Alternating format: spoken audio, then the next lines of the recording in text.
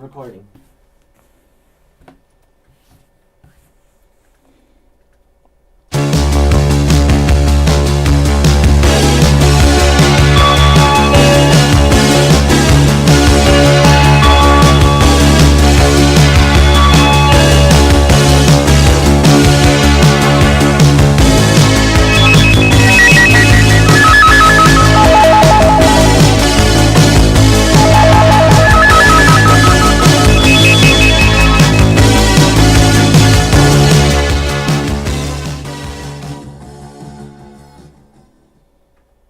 Hello and welcome to another edition of Videoland Express.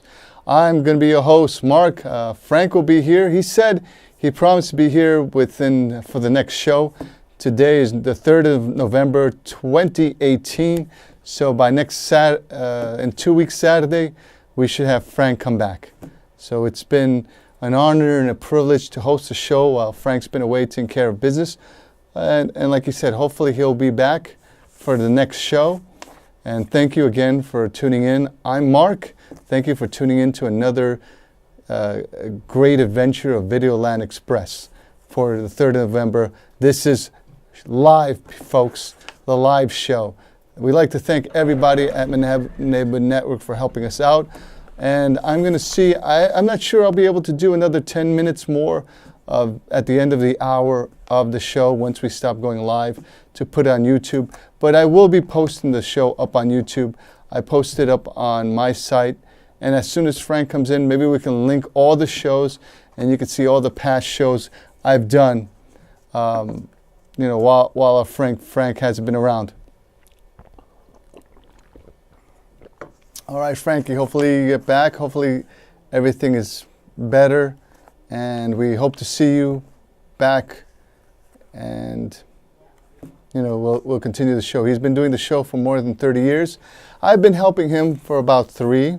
Maybe it's going on to 4 now, but I have been very happy to come along for the ride. So it's been joyous times and occasion. Right now, the person behind me you can see is Aquaman. He's coming out in December. So there have been some things said about it. I'm hoping for successful Aquaman. From what I've seen of the trailers, it looks very good. I don't see why there would be any negative buzz on Aquaman, but you know how it goes with the fans and everything. I'm hoping for a very successful showing of Aquaman. I'm hoping that everybody can hear me well enough and we can go on with the show. I'll run through a couple of things. This is my latest collecting update for my DVD collection. Because I've been collecting, people always wonder, why are you collecting DVDs? And I tell them, the smartest thing to do is have physical media. You can't depend, I'm telling you. A lot of people have said it, like Warren Buffett has said it, you can't depend too much upon technology. Eventually things will go down. Not too long ago, they said, YouTube went down for like a whole hour. Some people even said a little more on their end. So it was down, and the thing I was watching, I don't know what was going on. Excuse me. I was upset because I couldn't watch my YouTube programs, and I'm so addicted to YouTube. I think YouTube has become very popular. It's almost like a form of, peeking through the glass window of someone else's life, and just jumping on board for the ride and seeing what they're all into. It's almost like being a voyeur. So it's very European of us, I should say. It's been an amazing ride watching all these programs. I continue to watch it. It's funny, 2 things I watch. It's YouTube and Netflix. And sometimes from what I'm looking at Netflix, a lot of it seems towards drama-based, because in dramas, you can do dramas, rom-coms, and comedies. They're easier to produce than the high-action mega movies like Star Trek or Star Wars or any of these action-adventure films.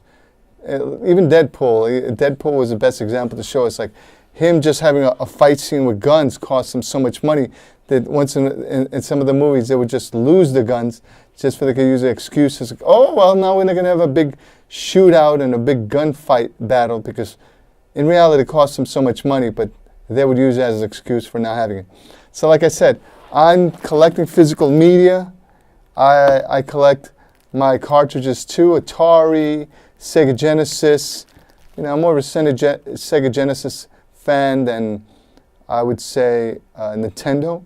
But I do have a Game Boy and a Game Boy Advance, and I collect on that too, because like I said, you can't depend on virtual media, because one day it'll go down or the company will go out of business. You'll be expected to pay for it. You know, it's storage space in the cloud, and it's almost like anything with storage. They always tell you storage is a bad idea because it's a expenditure of money, and sometimes you can't do it. Sometimes it's absurd to spend for something you're not really using. Like not too long ago, like I was talking about physical media, I was talking to a fellow coworker at work, and I was telling him, oh, I'm doing this and I collect physical media, and they said, yeah, I used to do that too, but I stopped doing that because now I have virtual media. I said, really? Okay, then sell me some of your physical media. And they said, no, I love having it, but I won't sell it, but I'm not going to buy anymore. I'm like, okay, fine. I used to be the same way. Okay, fine. But you're going to see. You can't always depend on like I said, virtual media. You can't depend on the cloud or anything like that.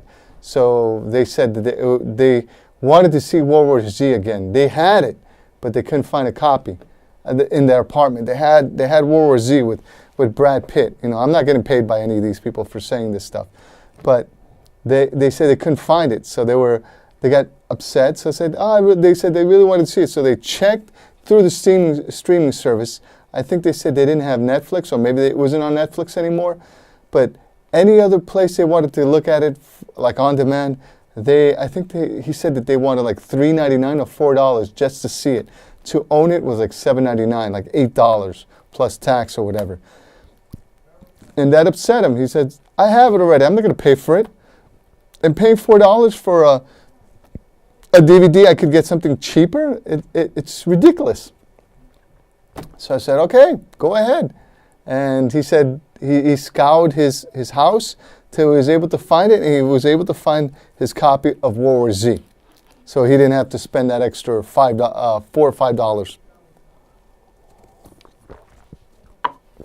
All right, up next, let me do the breakdown like I normally do.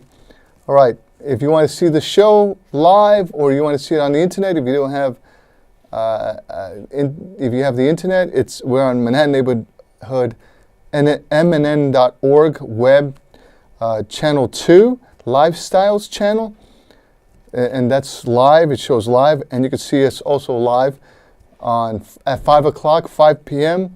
every other Saturday at 5 p.m. It's Spectrum channel 56 and 1996, Vios channel 34, RCN channel 83, and like I said, we're up at 5 p.m. So hopefully get to see the show. All right, what else? Oh, and like I said, we're also up on YouTube, and we're going to try to do more YouTube shows. All right, let me see what else we have. Oh, and now these are some of the films that are coming out. I've said this repeatedly, but it's always good to know again what's out there for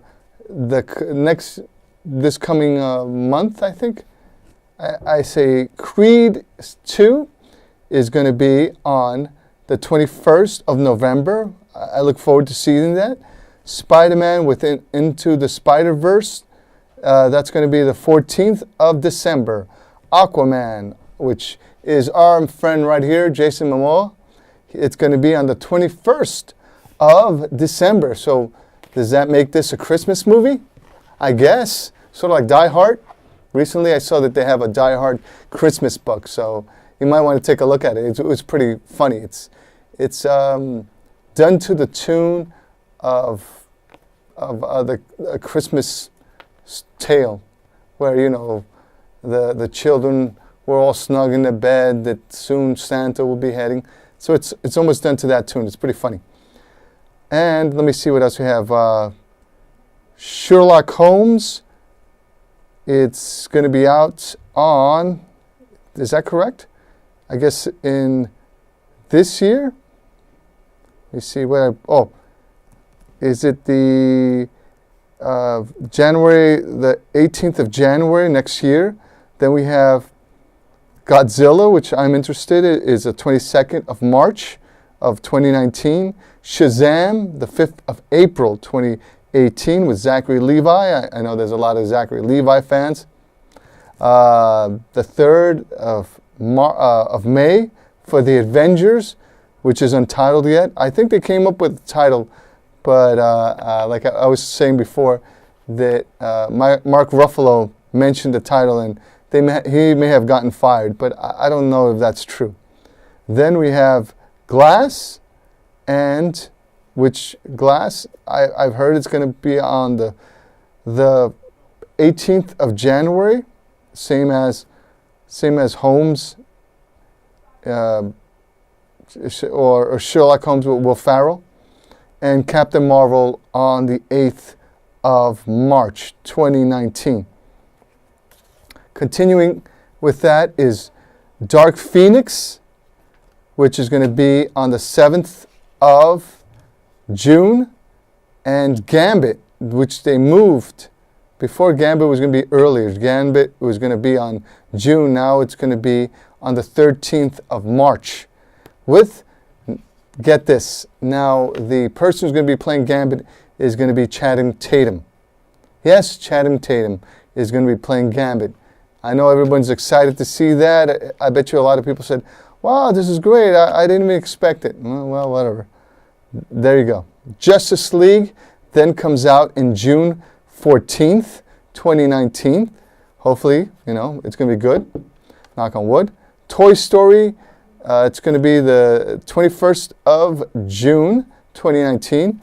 Then we have New Mutants in the 2nd of August, 2019. Star Wars Episode 9 is going to be in December, the 20th of December, 2019, and it's going to go up against Avatar. I think Avatar is going to still come out, Avatar 2, on the 18th of the 12th, or it may be being pushed back.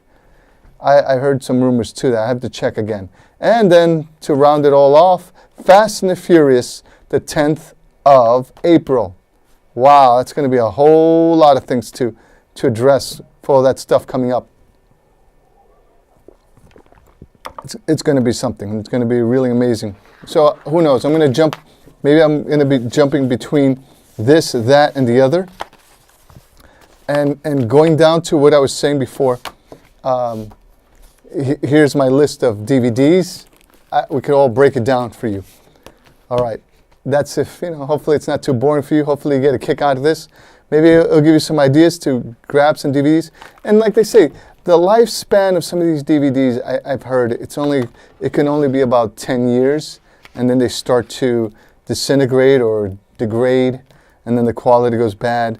So a lot of people are saying maybe the best thing to do is, if they're able to store it on hard memory, on a hard drive. I don't know how to do that with these DVDs, so I guess I'm not going to have that opportunity. But let me break it down to you what I have here. Here I have a Brian De Palma's Dressed to Kill. This is with Michael Caine, Angie Dickinson, and Nancy Allen. This is a film from way back.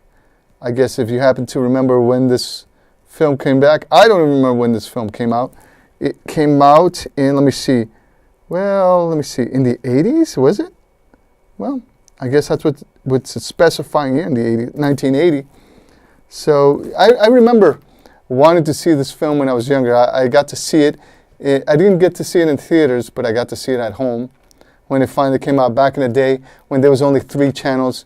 And if you wanted to see a movie and you didn't get to go out to see a movie, you would end up seeing it maybe a couple of years later, maybe 3 years later. Yeah, which was just top. 3 years later, and then eventually it would come out on television with commercials. And sometimes that was the only option before the cloud existed. Or didn't exist in the 70s, but we didn't have a piece of it and we weren't able to watch it. But there was cable, but even cable wouldn't show it. And even cable had come up with it later in life. But this is an excellent film. I would definitely recommend this. Angie Dickinson was amazing. Michael Caine, stunning. Brian De Palma. Oh, and it sometimes reminds me of this other movie with John Travolta called Blowout. And I also think that's Brian De Palma. I got to pick that one up. Brian De Palma, Blowout with John Travolta. It was amazing. It was an amazing suspense thriller with John Lithgow. It almost seems like they both tend on sort of like a serial killer aspect, all done in order to cover up a crime or killing that somebody would go along to do all this activity just to cover up, to cover up their trails. So it would seem as though it was an ongoing serial killer. So like I said, that's a movie I would recommend. Another movie I picked up was Will Ferrell in Anchorman. Like I said, he's going to be coming out with Sherlock Holmes and Watson. It's going to be coming out towards the beginning of next year. That's going to be amazing. He's going to be working with John C. Reilly. They make an awesome team. The last couple of films I saw them work together is amazing. Talladega Nights, I had that DVD, and Step Brothers. I'm thinking about picking it up myself because they work as an amazing team. There's nobody more amazing than John C. Reilly and his adaptations, his transformation. He could play a straight man amazing, as if he's just completely unaware and unfazed by what's going on. He acts like an ordinary man when he does his comedy, which is amazing. That's the way I like it. It's sort of like a Leslie Nielsen, it's like from The Naked Gun. Leslie Nielsen, his approach to just do it straight, let everything happen, and that's where the humor sort of evolves from that. That's good. And another movie. This movie's been talked about at random, or ad nauseum, I should say, on the internet, and a lot of fans to this. This is The Return of the Living Dead. This movie is amazing. I think this movie was made with, let me see here, if I have this correct. Well, his name doesn't show up, but this, like I said, this was done with all permissions given to the Night of the Living Dead's directors, and he gave the green light for this. And this is an amazing movie. It's like a comedy zombie. I remember when this first came out, it was back in '84, and I was afraid to see it. I was like, oh, I don't want to see a zombie film, and the family members I was with, come on, let's go see it. This is gonna be great. And I was like, no. And I was seeing this. I was gonna go see this on 42nd Street, but I talked myself out of it. But then later down the line, I was able to see it on television or on DVD, and I thought, not DVD because back then we didn't have it, but I was able to see it when I borrowed it on a VHS tape. Back then we would borrow movies on VHS tapes, and I thought it was amazing. It was perfect, and I couldn't believe I didn't get to see it when I had the chance. I was such a wimp. And last but not least, John Wick. This is John Wick 1. I saw John Wick 2, and I was telling someone not too long ago right now that I never got to see John Wick 1. Everybody used to ask me, oh, did you see it? And I used to say, yes, I did, but I never got to see the first one. Now I finally own it. And I did get to see the second one, and some people are telling me that this is better than the second one. But it's amazing. Keanu Reeves is a great action hero, action star. He's good for movies that move quickly. I know he wants to do other type of films, but it's hard to do a good action film. It's hard to do a film that has to have certain beats and moves along quickly. But he's pretty good at it, but I guess he doesn't want to do action films. I once saw him on the street. I tried to say hello, and he had his head down, but he's amazing for this. But I guess he doesn't appreciate it. And I see that he's going to be making some kind of film called Replicas. I think it's sort of, I wonder, I was reading a brief synopsis about it, but I wonder if it has to do with the whole thing about him taking over, sort of like the Bruce Willis move, Replicas, about him taking over an avatar, for him to live his life through an avatar. But I have to check it out, but I see that he's going to do another movie like Replicas.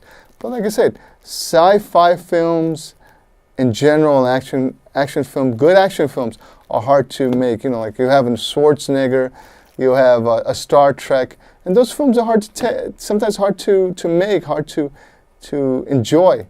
I was hearing not too long ago someone's breakdown about Star Trek. What was it, Star Trek V, and how bad it was, but that I guess what was it? William Shatner was the right actor for that series. That his characteristics, his behavior, his mannerisms lend itself to make that series successful. If it wasn't for him, that movie would just be dry.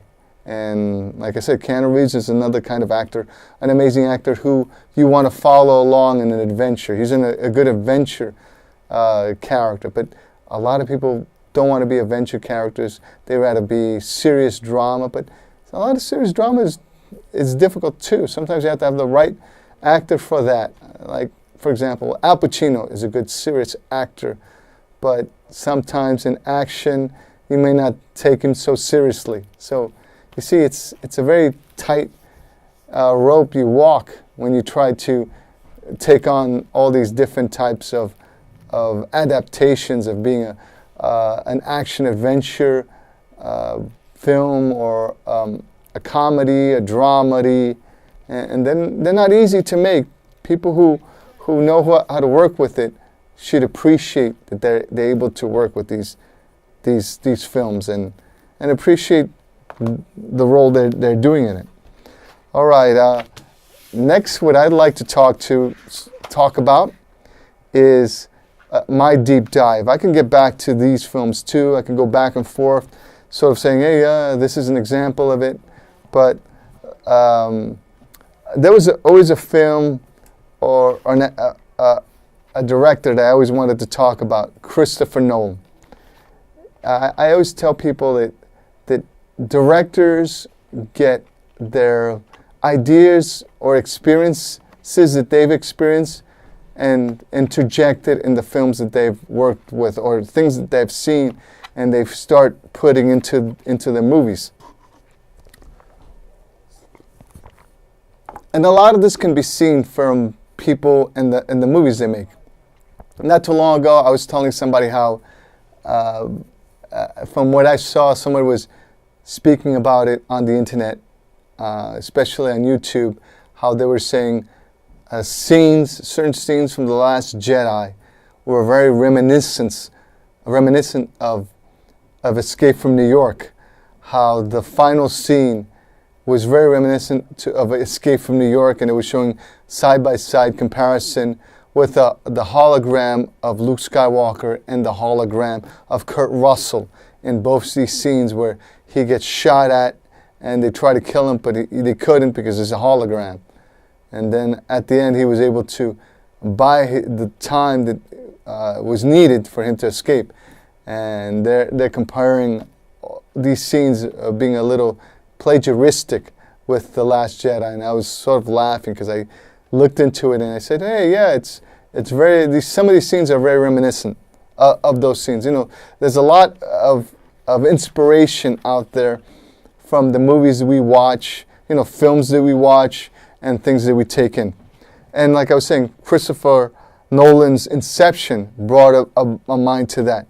For example, the concept of Inception brought me to see it from some of these music videos that I was watching. Like, for example, I'm not sure if anyone remembers the band from the 90s, Effervescence, Bring Me Back to Life. A lot of that story was sort of seeming about this woman who was dreaming. In a dream, she was like hanging outside of a building, and this person watches her try to commit suicide, and he tries to save her. And from what it looks like, it almost looks like he pushes her, but he was just trying to save her, and she's having this whole dream of just committing suicide or jumping off a building in order for her to wake up. And if you see effervescence, I'm having problems with this word, bring me back to life, you could see and see telltale tales of where Christopher Nolan's may have started getting, like they say, parallel thinking in this movie Inception, which I think was pretty comical. Other scenarios too that I see that a lot of these directors get there, like Christopher Nolan when he did Inception.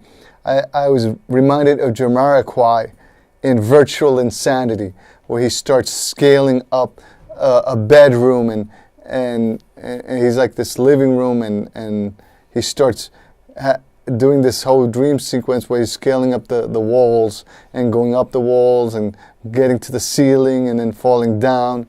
And I think this is all part of the parallel thinking in music videos, and some people see these movies and they start getting these ideas. And I was telling a family member of mine, I see a lot of people, they get a lot of their ideas and concepts from TV shows and comedies, like for example The Simpsons. I was telling this person not too long ago, a family member, I said, I saw how they swiped an idea from the dome, from the Simpsons episode, where they took a dome and they encased Springfield under the dome, and then they couldn't escape and they were stuck in there, they were quarantined, and I think Homer was trying to escape, and then one day they did like a TV series about that, and I thought that was very hysterical. And I said, you know, since I haven't seen any movie as of yet, since the last film that I've seen has been Halloween, and the movie before that was Venom, and I was so sad that there wasn't a movie out there as entertaining as Venom that I wanted to go out there and see. And I was telling this family member how it would be great to see would be if they ripped off the concept of The Simpsons, where they do the thing like Brewster's Millions, reverse Brewster's Millions, where let's say somebody needs money, and one day some billionaire, just to get kicks, decides to give this person $1 million if they're willing to be their court jester or their like little entertainment. People say, I'm not your monkey, you know, I'm not your comic white monkey. But it would be funny if somebody does a movie like that where someone is paid $1 million to play the whims of this rich guy for his entertainment. I would like to see that. Oh, so I guess I'm going to have to wrap up. We only have 15 seconds. I'd like to say thank you all for the 30 years of Manhattan Neighborhood Network, doing this show, being here for 3 years. Frank will be back. Goodbye.